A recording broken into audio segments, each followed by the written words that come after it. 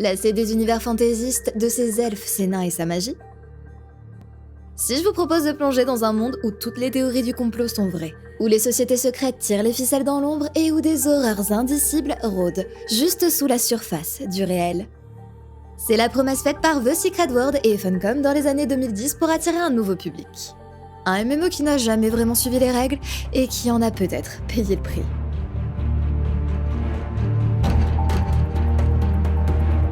Bon, la saison est peut-être pas au sombre mystère avec le retour du printemps et du beau temps, je le reconnais. J'espère que vous en avez bien profité pour sortir lézarder au soleil et toucher de l'herbe, c'est important. Ce qui est important ici, c'est le rendement. On n'a pas le temps pour les promenades bucoliques, le temps c'est de l'argent. Depuis quand on a quelque chose à faire du temps, toi? Tu sais même pas lire l'heure et t'as pas de montre. Depuis que je suis un homme d'affaires qui a réunion avec des personnalités éminentes telles que le ministre de la lutte anti-discrimination envers les chiens à museau écrasé à 14h. 14h aujourd'hui? Eh ouais, ça t'impressionne? Il est 16h. Et merde! Mais pas de panique, Allscairn revient à la rescousse pour soutenir cette vidéo. Le temps, c'est important oui, mais l'affiche avec classe, encore plus. Sur cette chaîne, on dit toujours que le skin passe avant les stats. C'est pas maintenant que je vais changer d'avis. Pour ceux qui ratent les péripéties de Choco, on le rappelle, Allscairn se spécialise dans les montres et bijoux fabriqués à partir de matériaux naturels. Choco trouvera donc la montre parfaite pour ne pas rater ses rendez-vous importants et être assortie à son costume.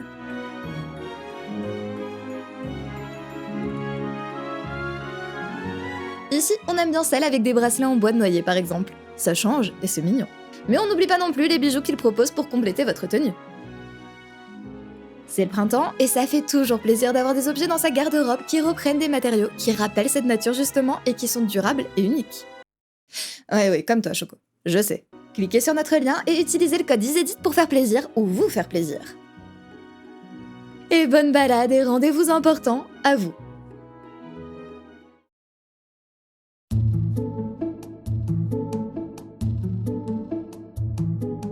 Comme ils le disent si bien sur leur site, tout débute il y a 30 ans. Funcom est une société norvégienne fondée en 1993. Elle commence par développer des jeux pour d'autres studios sur les consoles de l'époque, ainsi que quelques titres qui recevront un très bon accueil. En 1999, la vingtaine d'employés de Funcom sort le premier jeu qui va faire parler d'eux. Eh bien, tu es sur le point d'entamer le plus long voyage de ta vie. Comment dire? Tu sais bien, certains jours tu te réveilles, mais tu sais pas si tu es vraiment éveillé ou si tu rêves encore. Au revoir, et bonne chance pour ton voyage. Le titre connaît immédiatement une grande popularité en Norvège, au point qu'un site le qualifie de premier grand jeu vidéo norvégien, avec l'espoir d'atteindre les 300 000 ventes en Europe et aux États-Unis. Le développement ayant coûté 21 millions de couronnes norvégiennes sur plus de 3 ans, il est crucial de rentabiliser cet investissement. Beaucoup de jeux s'identifient alors à April Ryan, son héroïne, dans une industrie qui ne cherche pas encore vraiment à leur parler. En janvier 2001, on atteint les 200 000 exemplaires mondiaux. C'est officiel, c'est un succès. Funcom aurait pu capitaliser sur ce succès et se concentrer sur le développement de pointer et cliquer. Ouais, on a un nom français officiel pour le point and click. Mais étonnamment, le studio décide de viser le marché des jeux en ligne dès le début des années 2000. Il se trouve que Funcom héberge déjà un jeu de backgammon en ligne sur son site et fin 1999, près de 200 000 parties y sont disputées chaque semaine. On flaire tout de suite le potentiel.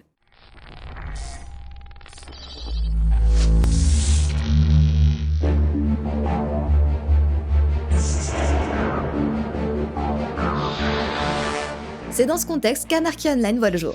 Un jeu multijoueur en ligne massif et ambitieux, représentant un investissement colossal de 17 millions d'euros pour l'entreprise. La branche irlandaise du studio est même fermée afin de concentrer toutes les ressources sur ce projet. Il faut dire que le développement ayant débuté en 1996, on était davantage habitué au MUD ou au LAN lorsqu'on voulait jouer en ligne. There was a lot of freedom, and I think that gave us a lot of humor in the game. Some of it intentional, some of it maybe not. When it came to design and graphics, well, everything went into that. It was like so much freedom. We made our own universe. I personally felt that we were the best looking MMO at the time, at least. Le pari est osé et le lancement ne se fait pas sans accroc, finissant par entacher l'image du studio. Le développement d'un second MMORPG est alors mis en pause pour que toute l'équipe se concentre sur la résolution des bugs, tandis que les licenciements pleuvent chez Funcom. Et petit aparté, uniquement parce que ça me fait rire. Voici Nin évoquant une démo CD du jeu, sachant que celui-ci nécessite un abonnement mensuel. Avec 649 mégaoctets, la taille du logiciel client nécessaire risque de dissuader certaines personnes de tenter l'offre d'essai. Le développeur offre désormais aux joueurs la possibilité d'obtenir tous les logiciels clients nécessaires sur CD-ROM, évitant ainsi le téléchargement massif. Le glorieux, en 2002.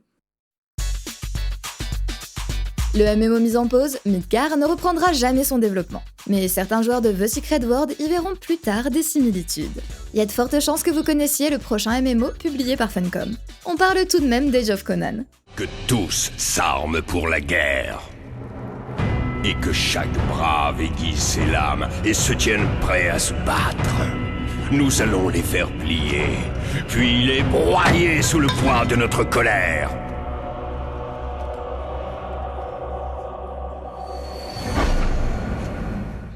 Malgré plusieurs reports, le jeu sort en 2008. 17 jours plus tard, Funcom se vante d'avoir atteint le 1 million de ventes. À l'époque, les jeux PC s'achetaient encore en boîte, et il faut donc rapidement approvisionner les revendeurs pour suivre la demande. Les chiffres de vente montrent qu'Age of Conan est le lancement de MMO le plus important depuis World of Warcraft. Les chiffres sont très prometteurs et nous sommes très fiers d'être l'un des jeux PC les plus vendus en un mois de lancement et le plus grand lancement simultané de MMO en Europe et aux États-Unis de l'histoire.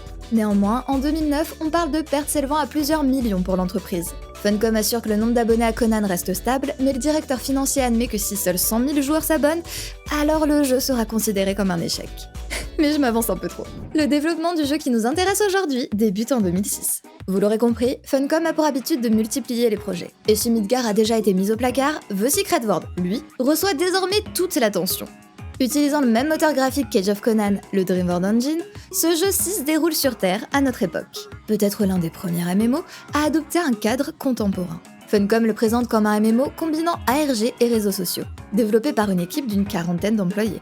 Peu après son annonce, un premier message cryptique est proposé aux joueurs, qui doivent parcourir plusieurs sites afin de débloquer l'accès à des concept art du jeu. It's an MMORPG, or what we call an action-adventure MMORPG, for the PC and Xbox 360. With The Secret World, we do want to break the mold a little bit. We want to get away from the grind, we want to get away from levels. It's going to be a game without levels, it's going to be a game without classes, it's going to be a skill-based game. The Secret World is an MMO that starts where other MMOs end, you know. On envisage un MMO sans niveau ni classe, où tout dépend des compétences du personnage. L'objectif est d'éviter le grind habituel du genre et de permettre aux nouveaux joueurs de rejoindre l'action plus rapidement. Le PvE est annoncé comme un élément central avec des combats nécessitant davantage d'attention qu'à l'accoutumée. On insiste également sur la possibilité de progresser en solo pour ceux qui l'idée de parcourir cet univers en groupe pourrait rebuter.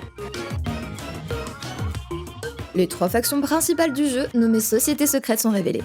Bah ouais, les factions à l'époque, c'était à la mode. Il vous sera ainsi possible d'incarner un Templier basé à Londres, persuadé qu'il est de votre devoir de pourfendre les démons, quitte à faire des sacrifices, un Illuminati à New York, où la loi du plus fort règne en maître. S'il faut menacer pour accéder au pouvoir, ainsi soit-il. Et enfin, un dragon à Séoul, préférant évoluer parmi les ombres, car selon eux, le véritable équilibre naît du chaos. Pour encourager la rivalité entre factions, des classements seront mis en place. Les joueurs, leurs cabales et leurs sociétés seront classés individuellement. Ouais, comprenez par cabale l'équivalent des guildes. Avoir des termes qui en jettent, c'est important. Chaque cabale disposera également de son propre housing avec une hiérarchie interne. Puisqu'on parle d'un univers fondé sur les complots, ici, la Terre est creuse. Et c'est dans cet espace nommé Agartha que se dérouleront les affrontements PVP, permettant d'amasser de l'anima, une ressource essentielle à l'amélioration des armes. En parlant de ces fameuses cabales, on apprend des années plus tard qu'une première version de Secret World, nommée Cabal, avait en réalité débuté son développement dès 2002. Initialement, le projet était même surnommé The Entire World Online. L'action devait alors s'ancrer dans les années 1920 avec une vue à la première personne. Une démo sera même présentée à l'E3 2003. Mais après réflexion, l'équipe reconnaît que les années 1920 sont moins accessibles pour la majorité des joueurs que notre époque actuelle.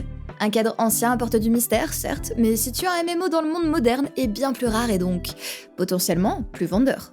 Dans beaucoup de MMO, le contenu est superflu. Il n'a pas vraiment d'importance. Les quêtes sont pas si importantes que ça, elles servent simplement à obtenir un meilleur équipement et plus d'XP. Alors que dans The Secret World, les missions et le contenu sont la clé du jeu.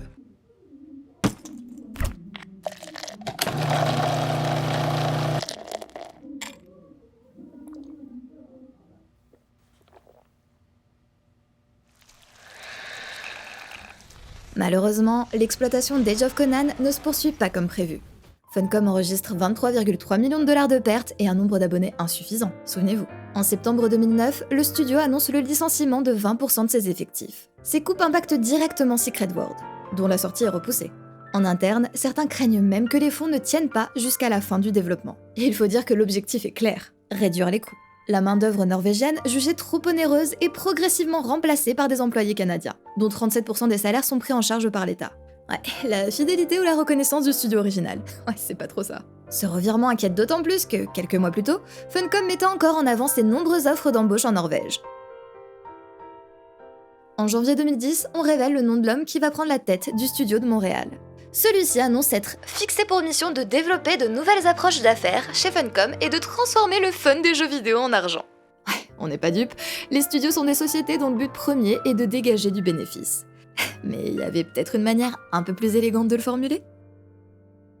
Une interview avec le producteur du jeu en février nous en apprend un peu plus sur les ambitions du jeu. Le marché du MMO aujourd'hui n'est plus celui d'il y a 10 ans et le gameplay de The Secret World se veut plus fluide, plus libre et moins contraignant que la plupart des MMO actuels. Le jeu n'impose ni classe ni niveau, mais s'appuie sur un système d'objets, avec un gameplay basé sur les temps de recharge. Le jeu doit surtout être immédiatement amusant, sans obliger le joueur à atteindre le niveau maximum pour réellement commencer à jouer. Tout comme il doit être possible de s'amuser avec des joueurs vétérans, même quand on débute, ou presque. Ok, maintenant, je vais faire appel aux vieux joueurs de WoW, ceux qui ont vécu la sortie de Cataclysme. Qu'est-ce que vous avez pensé du fait d'écraser des zones d'Azeroth pour y faire se dérouler du nouveau contenu ? Je demande parce que Ragnar, lui, il a adoré. World of Warcraft va accueillir Cataclysme, qui refont les zones de départ d'Azeroth. Et c'est vraiment énorme. C'est la meilleure idée qui soit de changer le monde. Pour moi, c'est bien plus intéressant que d'ajouter un contenu ou une dimension ou quoi que ce soit. Vous modifiez ce qui existe.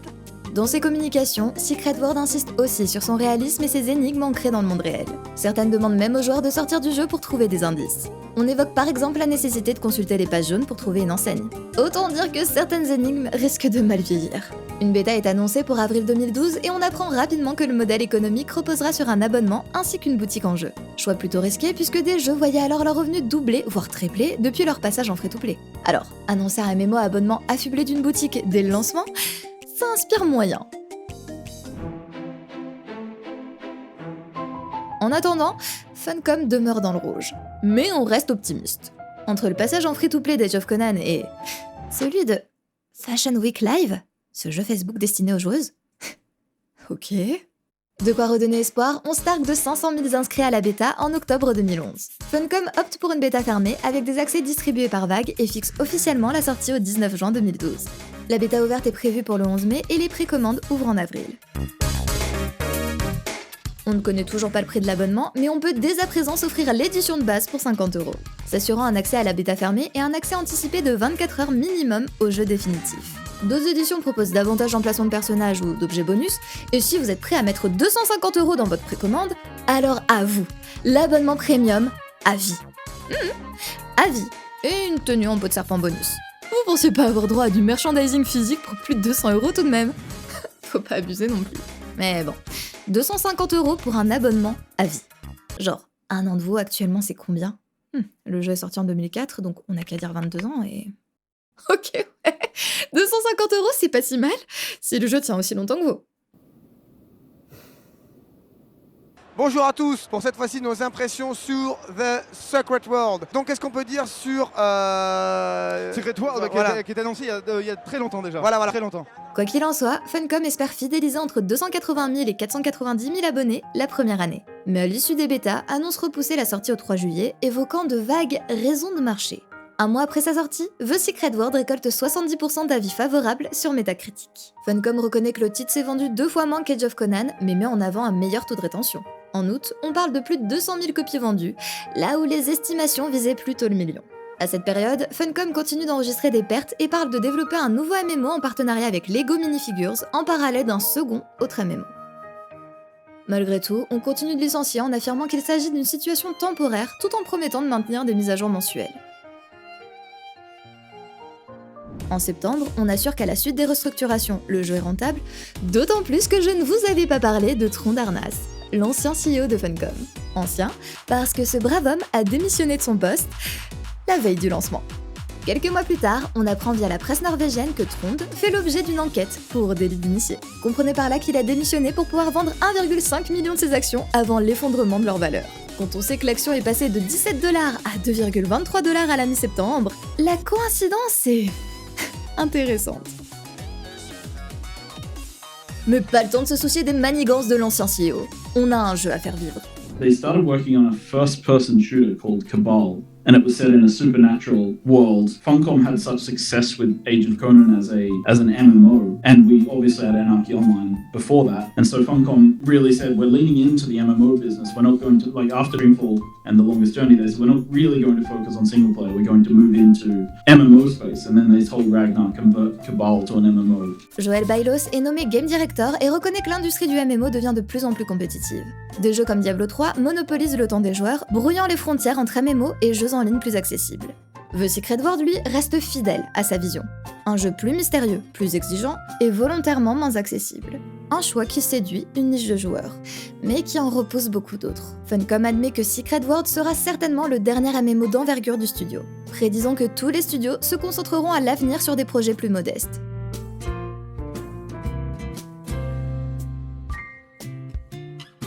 Cinq mois après sa sortie, le jeu passe en buy-to-play. Si la rétention est correcte, trop peu de joueurs lui donnent sa chance. Funcom espère qu'en supprimant l'abonnement, davantage de curieux se laisseront séduire. Mais encore une fois, les ventes sont loin d'atteindre les estimations. Un mois après ce changement de modèle, 70 000 copies supplémentaires sont vendues. En moins d'un an, Funcom aura donc écoulé environ 300 000 copies de son MMO. Un chiffre loin des prévisions les plus prudentes qui tablaient au moins sur le 100 000. Le studio poursuit donc sa restructuration et mise beaucoup sur des MMO light portés par leur partenariat avec Lego.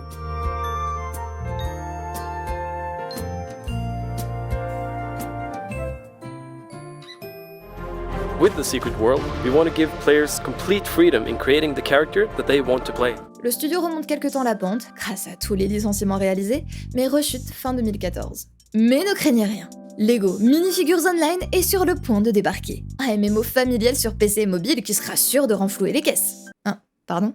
Comment ça, Minifigures a été un pétard mouillé ? Bon bah, rajoutez-moi des campagnes promotionnelles. C'est du Lego, ça va forcément marcher. Comment ça nous a plombé les comptes et ça se vend toujours pas ? Bon... Des petits jeux annuels, ça vous dit ? Ou vous pourriez acheter la superbe édition Ultimate de Secret World qui inclut tous les DLC sortis. Toujours pas convaincu ? Alors, qu'est-ce que vous dites d'un jeu de survie en ligne ? C'est à la mode en ce moment et on pourrait réutiliser des éléments de notre MMO, Conan. Mais ouais, on appellerait ça Conan Exiles. Ou un truc dans le genre.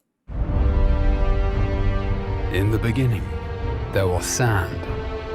And in the sand, Conan Exiles left footprints of epic proportions, though the road through development was long, with huge tracts of land. Comme dans l'immédiat, les MMO restent la source de revenus la plus stable du studio, on décide de retravailler Secret World. Le but est de simplifier l'arrivée des nouveaux joueurs, revoir les combats et peut-être même ajouter des bonus de connexion quotidiens pour améliorer la rétention. C'est ainsi qu'en mars 2017, The Secret World Legends est révélé. Secret World Legends is our reimagining of the Secret World. We are taking what was an MMORPG, transitioning it into a shared world, free-to-play RPG, where we focus on the player's experience and the story as they're going through the world we've created. On évoque une importante refonte du titre, en plus d'un changement de son format économique puisqu'il sera free-to-play. L'expérience de jeu est profondément retravaillée avec un système de combat entièrement revu, des interactions avec le monde plus intuitives, des graphismes améliorés, une meilleure progression à travers les quêtes ainsi qu'une expérience de jeu initiale revue pour les nouveaux joueurs. On parle de modifier le gameplay, passant d'un gameplay en tap-target à du ciblage via un réticule. The biggest change you'll notice when you first start playing the game is that we've moved to a reticle-based combat system. In Secret World Legends, we really wanted to have combat feel more visceral. Et là, coup de tonnerre. Les personnages ne seront pas transférés. Les anciens joueurs devront repartir de zéro. Vous avez investi des milliers d'heures dans le jeu ? Pas de chance. Vous pouvez tout mettre à la poubelle. Imaginez un peu qu'on fasse ça sur votre MMO principal. On reprend le jeu presque à l'identique, on coupe du contenu et on revoit la progression pour simplifier l'accueil des nouveaux joueurs, on simplifie le combat et on vous dit de tout recommencer. Personnellement, je change de jeu. Oh, vous dites que vous restez sur la première version ? Ouais, vous pouvez. Mais oubliez les mises à jour alors. Ou même d'y croiser d'autres joueurs. En tout cas, Funcom est conforté dans ses décisions puisque Conan Exiles est très bien accueilli. Et en mai, l'entreprise enregistre les meilleurs chiffres de son histoire. Conan fonctionne même peut-être trop bien. En une semaine d'accès anticipé, le titre est rentabilisé. En mai 2018, on a vendu 1,4 million de copies, l'équivalent de 3 années d'exploitation d'Age of Conan.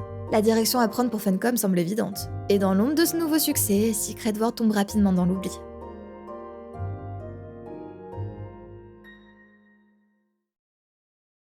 Peu de joueurs se connectent encore à Secret World via Steam, bien que le titre conserve des évaluations positives. Cependant, un launcher dédié est disponible, et si on fouille un peu, la version originale de Secret World n'a jamais été fermée. Si jamais vous voulez explorer avec moi d'autres MMO obscurs encore en ligne, abonnez-vous et partagez la vidéo pour ne pas rater nos prochaines aventures.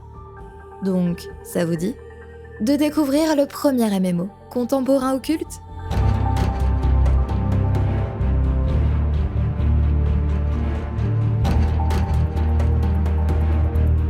Attention, les joueurs et ex-joueurs de Secret World, ça va être à vous. Je ne vais faire qu'explorer les premières heures de jeu en totale découverte, donc je vous laisse vendre le reste du contenu. À vous de présenter les moments les plus emblématiques que vous avez vécus, vos meilleures anecdotes, les bons conseils que vous auriez aimé avoir à vos débuts et les trucs chiants à éviter. Oh, pourquoi ne pas laisser votre vieux nom de personnage et celui de votre guilde. Le monde des MMO est parfois étonnamment petit.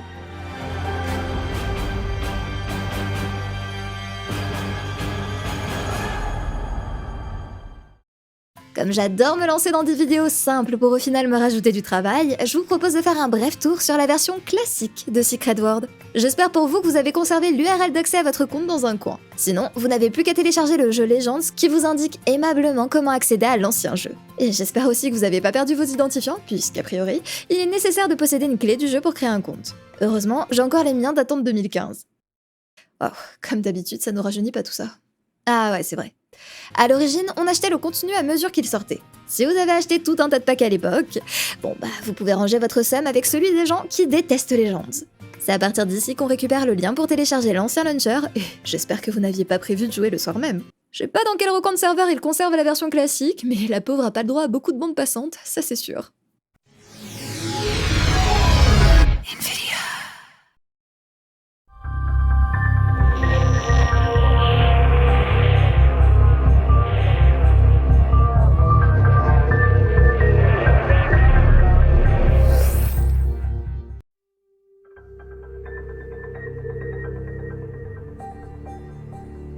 On dirait même qu'ils n'ont pas eu la foi de merger les serveurs d'époque. Intéressant. La première étape de notre création de personnage, c'est le choix de la faction. Chacune dispose de sa petite vidéo d'introduction pour vous aiguiller. Vous êtes venus à nous en quête de sens. Sachez-le, il n'est de plus grand dessein que le nôtre. Sans structure et sans discipline, le monde s'effondrera. En tant que bonne otaku qui se respecte, j'avais dû jouer principalement du côté de la faction asiatique à l'époque. Donc, prenons les Templiers pour cette vidéo. Ah, les listes numérotées sans prévisualisation. Tout ce que j'aime. Secret World a peu de personnalisation d'avatar. On a quelques formes de visage, coiffure et compagnie. Ce qui vous démarquera surtout, c'est votre tenue que vous serez en mesure de personnaliser plus tard. Ici, pas d'équipement qui modifie son apparence. Certains apprécieront pas de ne pas ressentir la montée en puissance de leur avatar au travers de son apparence, d'autres aimeront le côté RP de choisir simplement ses vêtements. Dans tous les cas, on a une vraie vibe éditeur de Sims ici, et j'adore cette fenêtre sur la mode des années 2000. Secret World est centré sur son histoire, donc, bien entendu, on débute par une cinématique.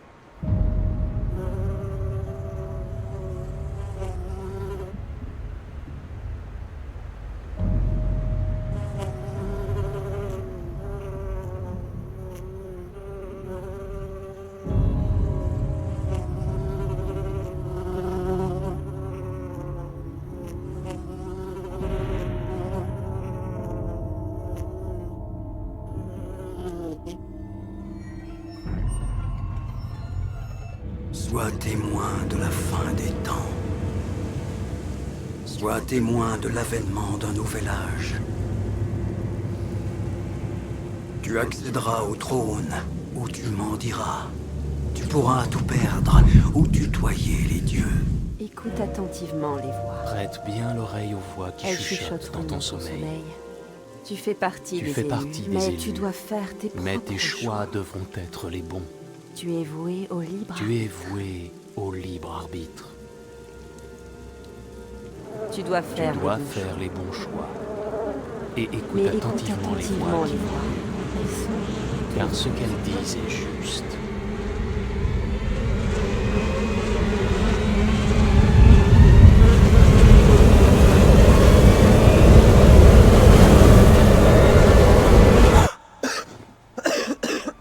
Notre personnage gobe une abeille pendant son sommeil, commence à avoir des visions de l'espace, entendre des voix et surtout, se réveille avec des super pouvoirs. Ça va trop vite. Mais je me demande surtout quel voisin n'appelle pas la police quand un tel vacarme provient de l'appart d'à côté.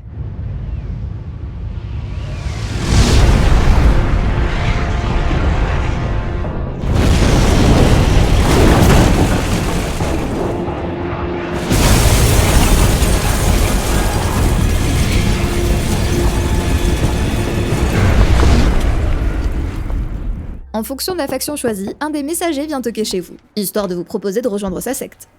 Bonjour à vous. Vous êtes bien... De toute évidence, cette question n'a même pas lieu d'être. C'est une abeille ? Un problème des plus courants ces jours-ci. Je représente une organisation dont le siège est situé à Londres. Une organisation très importante, présente sur toute la planète et dont les agents guident tous les gouvernements. Mais nous nous voyons plutôt comme un conseiller discret. L'horizon est bien sombre. Le monde est en proie au doute et nous cherchons du sang neuf. Des soldats, des agents, des aventuriers, des croisés. Et notre offre est généreuse. Un nouveau départ, un réseau sans aucun équivalent. Pour faire quoi au juste, madame? Éliminer vos opposants? Me retrouver lié à vos magouilles internationales Des ressources illimitées, une couverture médicale parfaite. Où est-ce que je signe? Ayant choisi les Templiers, notre aventure débute à Londres. Chaque faction a sa propre ville de départ et son QG. Les joueurs de MMO apprécieront se promener dans une ville moderne à l'échelle réaliste. Et c'est dès ces introductions, avant même d'avoir lancé le moindre combat, qu'on comprend qu'ils ont tout mis dans les cinématiques. C'est trop tard pour recycler ou pour sauver les gorilles en musique, ou vendre vos actions à Nancy. Une tempête approche, une balèze. Cachez-vous sous la table. Rien ne vous oblige à le croire sur parole, mais le soleil vous avertit. Chaque mission a le droit à une introduction mise en scène et doublée en français. Et je dis bien chaque mission, pas seulement les principales. Le jeu est pas mal réputé pour ça et le doublage français est de qualité. Côté question, j'ai des réponses à vous donner. Une ou deux. Pour commencer, non, vous ne vous êtes pas égaré dans un mauvais roman de gare de Dan Brown, ni chez les Chevaliers du Temple. Cette dénomination est passée de mode depuis 1300 et quelques, en même temps que la coupe au carré et les bûchers. Vous aviez déjà remarqué qu'il pleut toujours le jour de l'apocalypse. Ça empeste l'air tiède et la vieille pisse. L'atmosphère est comme électrique. Vraiment électrique au sens propre. Les rails étincellent et tous vos cheveux sont dressés. Une voix sort des haut-parleurs, mais elle est sourde. Elle gratte. Le signal noir donne. Rideau! Notre personnage s'évanouit pour nous lancer dans la phase de tuto. On y incarne une autre personne au cours d'une sorte de flashback, et j'aime beaucoup les personnages qui y sont présents pour représenter les autres factions. Ouais, parlons de ça, on peut pas dire que ça s'arrange, honnêtement. C'est pas le moment de se chamailler. Vous avez dit qu'il dirait ça. J'ose espérer qu'ils reviennent régulièrement au cours de l'histoire, ou je serais franchement déçue. Bon, l'affichage hyper moderne transparent est très mignon les gars, mais peut-être pas du texte blanc au-dessus de store blanc non plus. On évoquera aussi un mix audio un peu inégal et surtout, ma caméra qui se fait tirer en permanence vers des objectifs pour appuyer la mise en scène. Mais honnêtement, je suis bien trop heureuse d'avoir de bonnes cinématiques doublées en français pour leur en tenir rigueur. Même les dialogues annexes sont doublés. Et il y a beaucoup d'interactions possibles avec chaque PNJ. Mais par malheur, il se trouve que j'apprécie un mode de communication plus civilisé que rsonac@templier.org. Donc même si je n'ai que peu de temps, vous trouverez... Non, vraiment. Je pense que Secret World est le MMO le mieux localisé que j'ai jamais vu.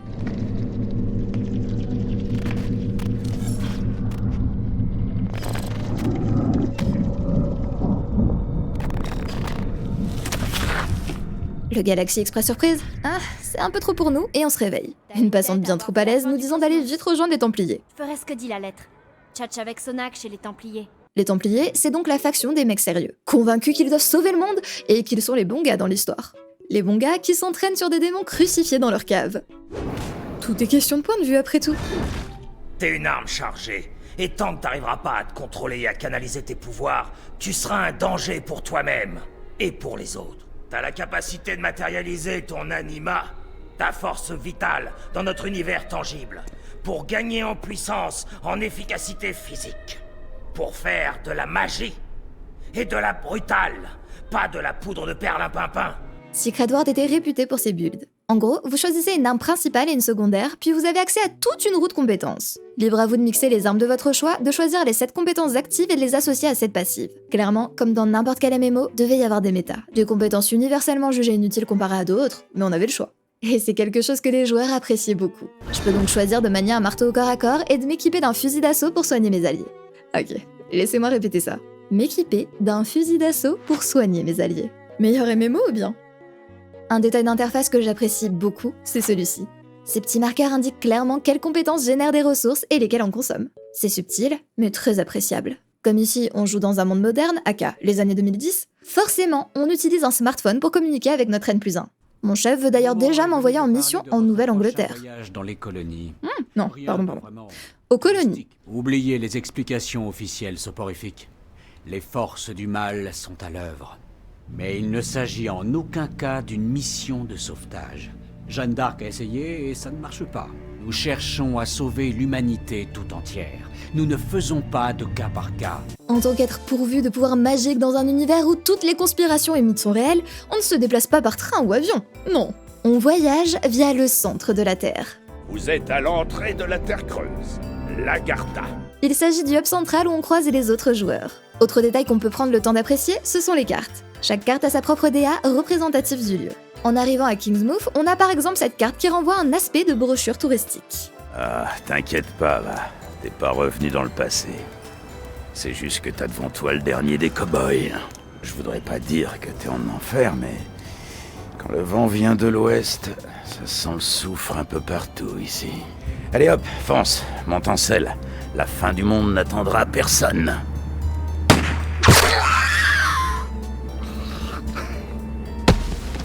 Oh, et il y a des succès dans Secret World. Mon instinct compulsif a validé des objectifs appréciés. La première quête qu'on nous donne permet de mettre en exergue les quêtes du jeu qui demandent des interactions avec l'environnement. Ici, on mettra donc le feu via des bidons d'essence avant de sauter sur des voitures pour déclencher leur alarme et attirer les zombies dans les flammes. Sur cette version du jeu, on obtient pas mal de loot à les quêtes. Et on a bien des fenêtres claires pour comparer avec notre stuff équipé. Notez tout de même que si on peut s'équiper des armes qu'on souhaite, ces dernières nécessitent d'y avoir investi des points de compétence. Le but du jeu devient ainsi de récupérer un maximum de points de compétence au-delà d'atteindre le niveau maximum, histoire de débloquer l'intégralité de la roue et de pouvoir changer de build en fonction des besoins. Ok, nous voici partis pour explorer Kingsmouth. Mais avant l'arrivée de ce fichu brouillard, Kingsmouth c'était vraiment un coin tranquille. On avait bien un peu d'alcool au volant et du tapage, des sacrifices humains, mais toutes les villes ont leur part d'ombre, hein?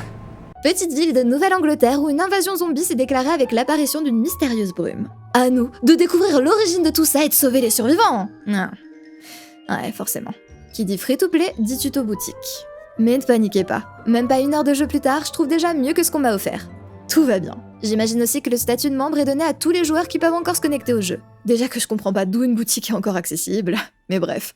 Dans tous les cas, j'avais dit qu'on ne ferait qu'un rapide tour sur Secret World classique. Je sais même pas si on peut accéder au jeu sans compte historique, donc autant se concentrer sur la version actuellement accessible par tous. Secret World Legends. La première chose à savoir sur Legends, c'est qu'il faut 45 secondes avant de pouvoir lancer le jeu.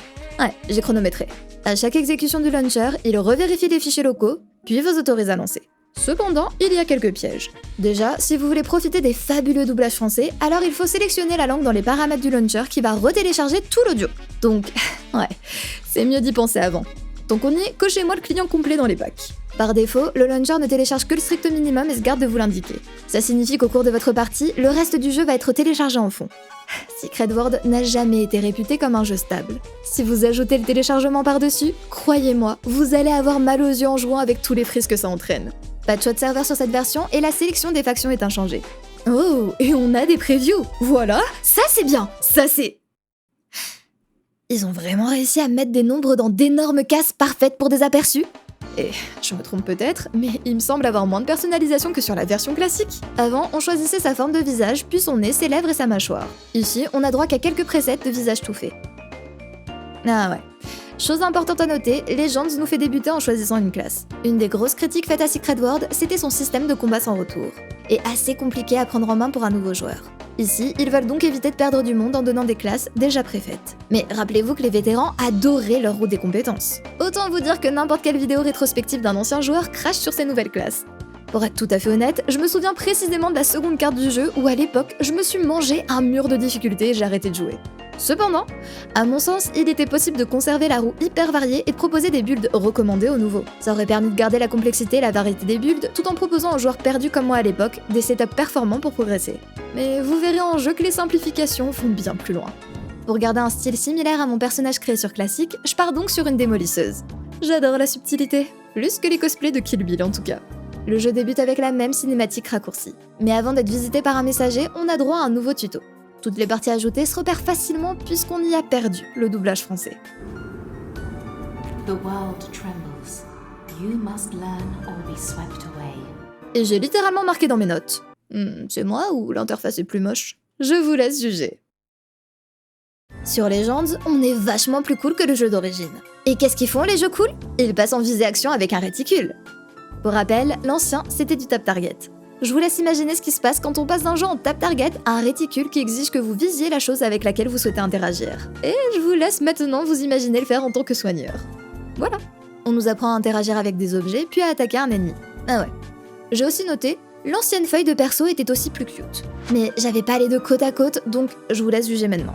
Avec cette version, on a aussi gagné des jeux supplémentaires qui fonctionnent tels des mini-jeux spécifiques à chaque arme. Avec mon marteau par exemple, je génère de la rage et chacune de mes compétences gagne des pouvoirs quand ma rage est à fond. Mais c'est pas pour autant qu'on perd l'équivalent d'une jauge de mana ou d'action liée à l'arme. Qu'on se le dise, en tant que nouveau joueur, vous allez donc vous contenter de clic gauche sans vous soucier de votre jauge de rage. Clic droit lorsque votre clic gauche n'aura plus de mana et réalisez tous vos combats comme ça. J'écris ça alors que je suis niveau 18, et les seules compétences que j'utilise, c'est une AOE pour mon arme secondaire et une compétence de marteau qui me redonne de quoi attaquer quand je suis vraiment à plat. J'irai pas par 4 chemins, vous ne resterez pas sur Secret World pour ces combats. Toujours pas convaincu? Laissez-moi vous parler des compétences passives. Chaque passif est lié à une seule et unique compétence active. En équipant vos passifs, la seule question que vous allez vous poser est donc: est-ce que je veux un passif qui renforce la compétence que je spam? Ou je préfère le passif d'une compétence que j'ai même pas dans ma barre? À vous de choisir judicieusement. Ah, et les fenêtres d'aide sont cassées. La suite. Wisdom is the torch, child. We speak in metaphors because alien minds cannot decipher them. T'es sérieuse, meuf? La suite du tuto nous apprend à passer des énigmes en observant notre environnement, éviter des pièges et trouver des indices. Parce que, oui, le gardien de la zone a le code de la porte tatoué sur son dos. Non mais, on a bien des gars qui cachent le mot de passe de leur PC sur leur clavier. Y a plus rien qui m'étonne, hein. L'intro se conclut sur un combat de boss qui, il me semble, est un boss qu'on affronte réellement plus tard dans le jeu. Allez, maintenant!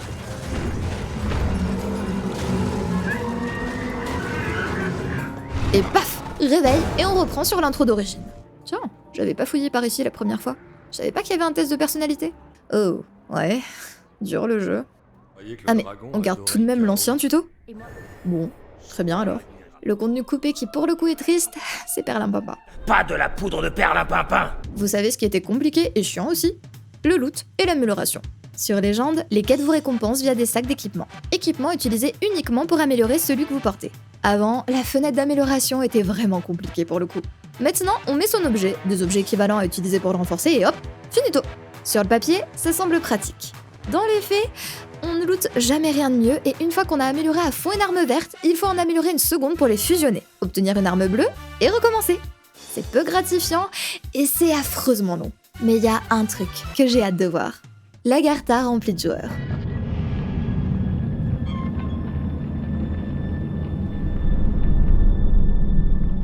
Ok non, le jeu, lui, il déteste.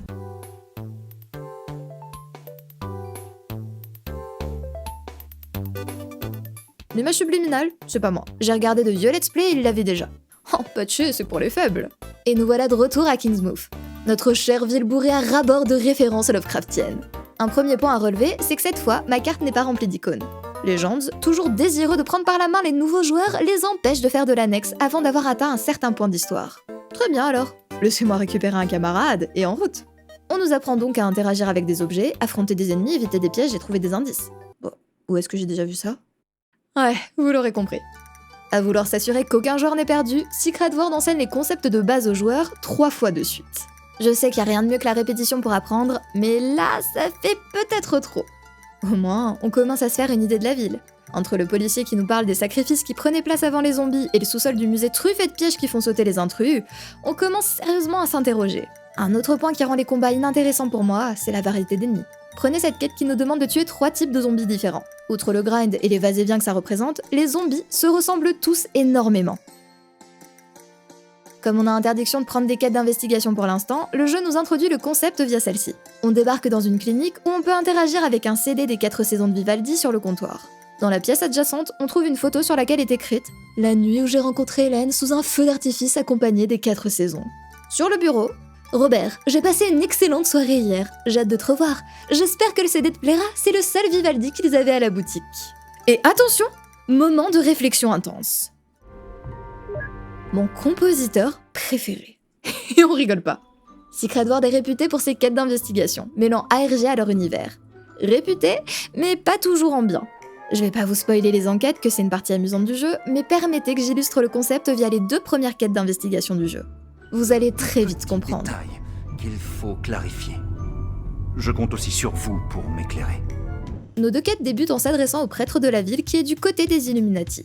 Vous l'aurez compris via le subtil œil dessiné derrière lui. Le début de la quête est simple. On suit des bouches d'égout pour trouver un premier indice qui nous mène jusqu'à un tableau indiquant « Le temps est le domaine des rois et des dieux. Ces doigts indiquent la vérité dans les écrits royaux, au cœur du Verbe de Dieu. La voie s'ouvre pour ceux qui ont reçu l'illumination. » Donc, jusque-là, vous avez sûrement tout trouvé seul. Compris que le temps dont on parle, c'est l'horloge un peu plus loin, donc vous vous dites « Eureka !» Le Verbe de Dieu, c'est la Bible, et l'heure, c'est un verset. Élémentaire. Bon, déjà, c'est le verset 10-10 qu'on cherche, pas 10-2. Ensuite, est-ce que vous saviez qu'il y a plusieurs Bibles? Non, parce que moi, par exemple, j'avais aucune idée que le 1 roi 10-10, c'était un truc existant. Mais tant mieux, à force de mettre les bons termes dans Google et de faire comme si les résultats évoquant Secret Word n'existaient pas, vous trouvez le bon verset. Elle donna au roi 120 talents d'or, une très grande quantité d'aromates et des pierres précieuses. Il ne vint plus autant d'aromates que la reine de Séba en donna au roi Salomon. Là, on se dit que c'est parfait. Salomon, c'est Solomon en anglais et il y a une rue avec ce nom. On remonte toute la rue? Rien. Ah mais, pardon, il y a 2 rues Solomon et un pont. Toujours rien. Là, ça faisait déjà 30 minutes qu'on y était et comme on voulait tout de même voir d'autres énigmes, on se décide à chercher une solution. Et c'est là que je vous recommande ce fabuleux site. Il propose des solutions pour chaque énigme, mais surtout, masque tout dans des balises spoilers et vous propose des indices. Si vous voulez tenter les énigmes, mais préférez avoir quelques indices plutôt que rester bloqué des heures sur une mauvaise interprétation ou chercher directement la solution, c'est vraiment top. Bon, pas de chance, là on avait déjà trouvé par nous-mêmes tous les indices. On regarde donc la solution, et vous n'êtes absolument pas prêts, je vous préviens. Ce passage biblique recèle 2 indices. Le premier est le nom du roi Salomon, considéré comme prophète, prêtre et roi. Rendez-vous donc à la maison du prêtre, située à l'est de l'église. Au fond, vous trouverez l'entrée d'une cave fermée par un digicode. Donc, en plus de trouver le bon passage de Bible, le jeu s'attendait à ce qu'on fasse des recherches sur Salomon et qu'on comprenne qu'étant un prêtre, il fallait se rendre à la maison du prêtre. Pas à l'église, non, à sa maison pour accéder à sa cave. Jamais je trouvais ça seul. Deuxième tentative. Je vous épargne le début de l'enquête, bien que, tordu par moments, on s'est débrouillé. Ce qui nous intéresse pour cette démonstration, c'est lorsqu'on arrive devant une porte pour laquelle voici l'indice. Pour procéder, adoptez l'écriture d'un érudit. Étudiez les travaux de Jérôme au psaume qui suit l'humain, aux premières ténèbres de sa 8e partie. Bon, encore une Bible a priori, sachant qu'il faut saisir la réponse via ses lettres et que marcher sur la mauvaise nous tue. Donc, ça doit forcément débuter par P, A ou X, H, Q, C. Deuxième indice non négligeable, Holdaric joue en anglais et nos lettres sont disposées de la même manière. On se dit donc que pour que ça fonctionne, il doit s'agir d'un nom propre, pas de Bible de Jérôme, mais une de Jérémia. Bon, on se dit que le nom a peut-être été traduit comme pour Salomon. La question maintenant, c'est quel verset? Déjà, heureusement, en anglais ça parle de score, et vous saurez maintenant qu'un score est égal à 20. Donc, le psaume qui suit l'humain, c'est 4 x 5 doigts égale 40, donc 41 le suit. Vous avez trouvé les voies, non? Comment était-ce? Comme une illumination? Êtes-vous éclairé? Ok, on a le numéro du verset, mais toujours pas de nom propre crédible et toujours ce Jérémia. On finit donc par regarder un indice sur le site. Saint Jérôme est crédité comme étant le premier à avoir traduit la Bible en latin. Il faut donc chercher le psaume en latin. Ok, pour notre défense, on a fait ces énigmes à 23h un soir de semaine. Mais tout de même, merci à tswdb.com que, vraiment, il y a des étapes que je me vois absolument pas trouver moi-même. Et je rappelle que ce sont les 2 premières quêtes d'investigation du jeu. Je me souviens vaguement d'avoir fait la première à l'époque au collège. Et je me souviens qu'on avait deviné qu'il fallait chercher dans la Bible, mais qu'on avait été incapable de trouver le bon verset via Google. Conclusion? Ouais, les missions d'énigmes sont sympas. Surtout si vous vous les mettez de côté pour les faire à plusieurs. Mais sérieusement, gardez le site d'indices à côté si vous voulez pas en ressortir frustré.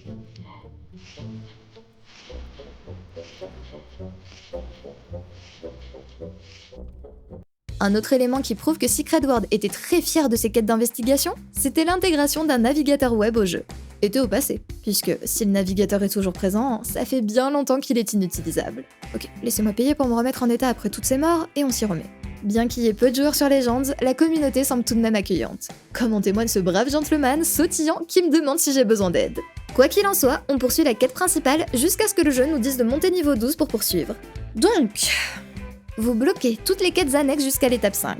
Et une fois celle-ci atteinte, vous dites aux joueurs d'aller le faire pour farmer. Je suis pas sûre que ce soit le meilleur moyen d'accueillir les nouveaux joueurs. Je dis pas, hein. La plupart des quêtes sont sympas à suivre et il y a des personnages que j'apprécie beaucoup. Néanmoins sur classique, j'avais directement été attirée par de l'annexe.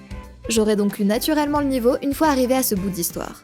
Là, j'aime pas trop qu'on me limite pour me forcer tout de suite après. En améliorant mon équipement, je décide de jeter un œil au menu. La première icône renvoie vers un DLC qui n'est plus achetable. Non. Je dis pas que même en cherchant activement à se saboter, il ne ferait pas mieux, mais tout de même. La seconde icône renvoie vers un DLC disponible, mais bon. Je sais pas vous, mais moi, il me donne pas des masses envie. La troisième, c'est l'abonnement mensuel. À vous les monnaies supplémentaires, le bonus XP et de points de compétences, la téléportation gratuite et l'accès supplémentaire au donjon et bien plus encore. Tout ça pour la modique somme de 13 € par mois. Ouais, c'est aussi cher qu'un mois de WoW. On a ensuite la boutique en jeu. Premier objet, une amélioration de sprint que je peux acheter. Je prends, merci. On a ensuite des clés permettant d'ouvrir des coffres d'équipement qu'on verra plus tard. Ainsi que l'achat simple et direct de points de compétences et de pouvoir. Pay to fast ? Assurément. On s'étonne tout de même de l'absence de cosmétiques, mais vous comprendrez plus tard avec les fameux coffres. Nouvel élément ajouté sur Legends, les objectifs à suivre qui clignotent. Souvent, une quête vous demandera de suivre des traces de sang ou autre pour retrouver quelque chose. Sur Legends, on a ajouté un clignotement pour être sûr de ne pas perdre les joueurs dissipés. Et si vous doutiez encore du farm, sachez qu'on peut relancer les quêtes déjà finies 3 jours plus tard. Un dernier élément ajouté qui saute aux yeux, ce sont les événements bonus. Pas de contenu réellement ajouté, on vous demande simplement de tuer un certain nombre d'ennemis dans la zone pour gagner des récompenses. Avoir ta tête, même mon meilleur profil, on a pris un coup. Ce qu'on a aperçu tout en bas, au fin fond de l'abîme, cette chose traîne le brouillard derrière elle. Et je l'ai ramené à Kingsmouth. J'entends toujours son chant des sirènes. Je sais que toi aussi, si tu la trouvais, tu pourrais faire cesser ce bruit. Ramène-la à sa place, cette lueur atroce, tout au fond, dans le noir. Pour en revenir au lore, puisqu'on joue clairement pour ça, en réalisant des quêtes et en parlant aux différents personnages, on comprend que la brume s'est levée sur Kingsmouth et a poussé tout le monde à rejoindre l'océan, dont les habitants sont sortis zombifiés. Tous les survivants sont donc en vie parce qu'enfermés ou incapables de rejoindre l'eau à ce moment. Vous pouvez d'ailleurs les interroger pour savoir comment ils ont échappé à la brume. La voyante du village, par exemple, aime bien rencontrer des hommes et avouera avoir survécu car menotté à son lit au moment des faits. J'imagine que j'ai eu de la chance quand la brume est arrivée. J'étais attachée ici, et oui. J'ai ressenti un besoin incontrôlable de marcher jusqu'à la mer et de laisser les flots m'engloutir. Mais je ne pouvais pas le faire à cause des menottes fourrées. Le maire n'a pas eu cette chance, mais on peut dire que son fétichisme m'a sauvé la vie. Si vous l'interrogez sur Halloween, elle vous apprendra même que c'est le seul soir de l'année où on peut le faire avec des entités surnaturelles. Par exemple, apparemment c'est la seule nuit de l'année où les mortels peuvent faire l'amour à des créatures surnaturelles. Je sais, croisons les doigts. Hein. Non mais sérieux, si vous connaissez des faunes célibataires... Non, je plaisante bien sûr. Peu m'importe qu'ils soient célibataires. Voilà, comme ça vous allez un peu plus prendre le temps de lire l'annexe dans vos jeux.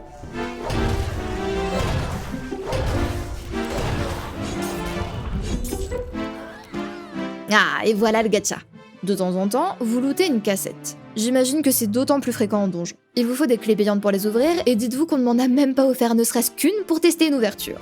C'est clairement là-dedans que vous allez être en mesure d'obtenir tous les skins et montures cool. Et bien entendu, c'est de l'aléatoire. Oh, aléatoire qui ne précise même pas les taux d'obtention maintenant que j'y pense. C'est légal en Europe, ça ? Le fait est qu'une clé vous coûtera 150 aurum et que vous ne pouvez en acheter que 500 au minimum pour 5 €. Tant de red flags.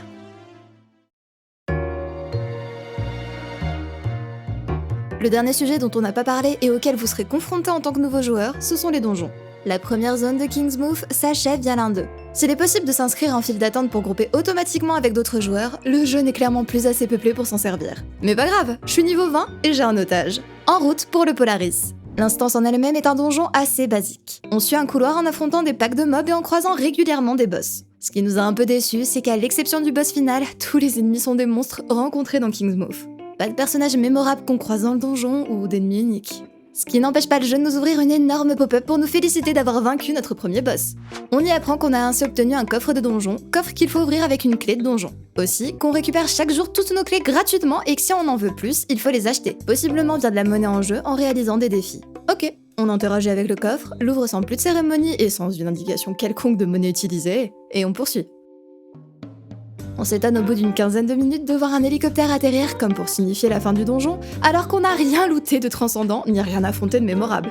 Mais ne craignez rien, ce n'est que pour mieux nous mener au véritable boss. Voici le vrai boss du donjon, que j'ai affectueusement surnommé Mini Cthulhu.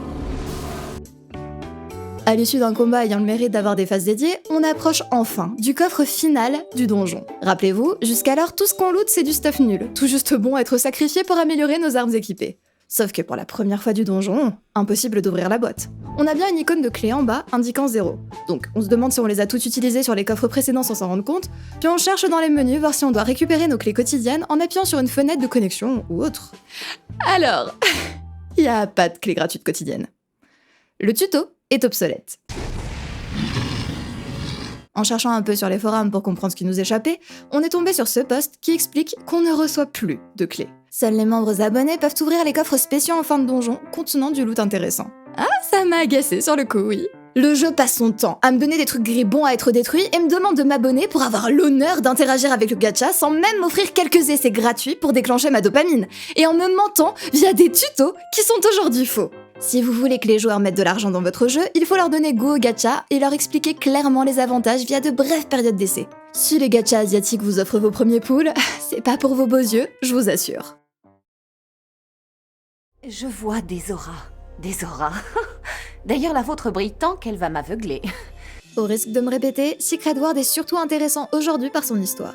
Si on s'en fie à ma liste de points de téléportation, le jeu semble pas si grand que ça, et en quelques heures en réalisant toutes les quêtes, j'étais déjà à la seconde zone de Kingsmouth. Et c'est bête à dire, mais ce qui m'a le plus agacé sur Secret World, ce sont ses aspects MMO.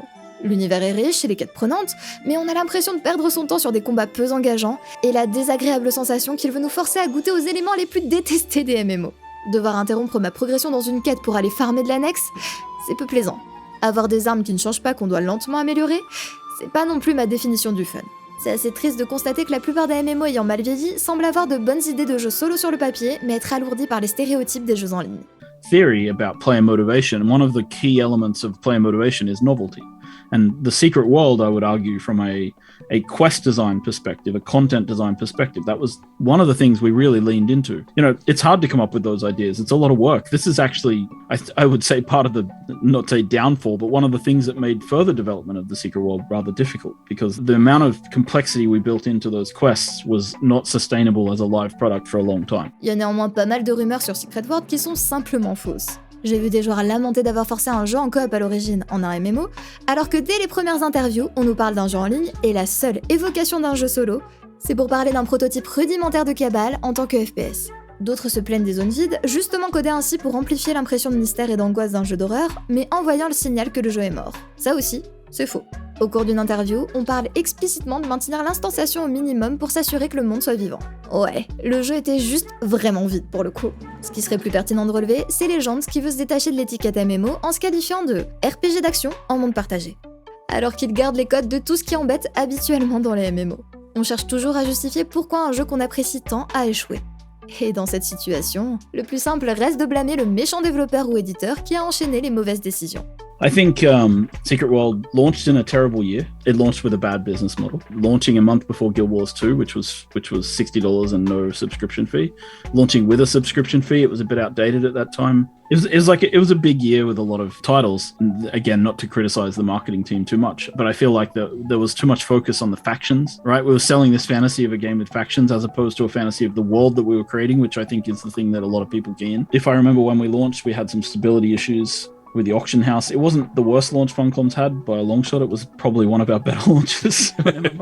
I think the combat itself, it feels outdated now when I play it, looking at the combat. Parfois, il suffit pourtant de regarder les faits en face. Secret World était un jeu affreusement buggé à la sortie, qui aujourd'hui encore continue de ramer. Déjà, on se donne une mauvaise image qu'il est dur d'effacer. Ensuite, peu de monde a réellement apprécié le combat. C'est souvent un point faible sur la MMO, mais ici, même leur refonte totale du gameplay n'a fait qu'empirer la chose. Ajoutez justement cette refonte qui a forcé les joueurs vétérans à abandonner leur compte, alors qu'au final, c'est le même jeu avec du contenu en moins. On a retiré des donjons, raccourci de l'histoire, mais grand seigneur, voici des niveaux de difficulté pour les donjons restants qui vont jusqu'à l'élite 17. Pas mal de joueurs se plaignaient du manque de contenu à la sortie. Si vous jouez pour l'histoire, vous atteignez rapidement le bout et n'avez plus rien à faire. Sauf que moins de joueurs, ça veut dire moins de budget pour ajouter de l'histoire, donc aucun jeu tout court. Legends a ajouté de nouvelles zones, mais les quelques avis de vétérans que j'ai lus à son sujet en disent que la qualité y est bien moindre et qu'on l'a fini en quelques heures. Et de façon générale, Secret World est un jeu qui, dès son concept, vise un public affreusement réduit. Comme dit sur un article de Massively OP, il n'y a rien de mal à proposer un jeu de niche. En revanche, il y a un problème à proposer un jeu de niche avec un budget digne d'un blockbuster. Si votre budget est de 50 millions de dollars et que vous prévoyez que 1,5 million d'abonnés suffiront pour au moins 3 mois, c'est parfait. Mais si vous développez un jeu pour 150 000 abonnés avec le même budget, vous vous demanderez où est passé l'argent. Bref, Secret World aujourd'hui s'épanouirait plus en jeu solo. Mais de toute manière, avec l'homme à l'origine de l'histoire ayant quitté Funcom, je vois pas vers où ils iraient et je vois pas non plus Funcom réinjecter de l'argent dedans. Si vous avez aimé les extraits de cinématiques et dialogues, Kingsmouth regorge de personnages cool et intéressants. Si vous aimez les conspirations et tout ce qui touche de près ou de loin à du Lovecraft, le jeu est bourré de références. En revanche, l'histoire est inachevée et je doute qu'elle le soit un jour. Donc, lancez-le en ayant conscience de ça.